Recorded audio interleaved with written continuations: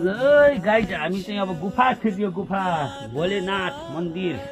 जय भोलेनाथ इच्छेश्वर महादेव हर हर महादेव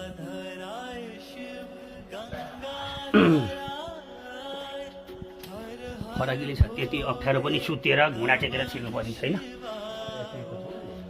आज चाहिँ यो बत्ती हाल्यो यता नि हेर्नु उता नि यता नि छौ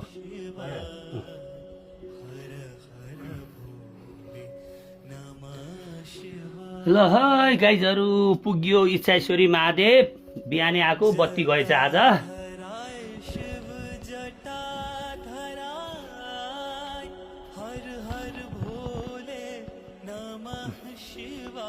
ल गुफा फराकिलो छ हेर्नु है यहाँ फराकिलो छ यहाँ जल जल जल चुहेर झरिरहेको छ दाइ हेर्नु त्यहाँ पानी झरिरहेको हुन्छ है जल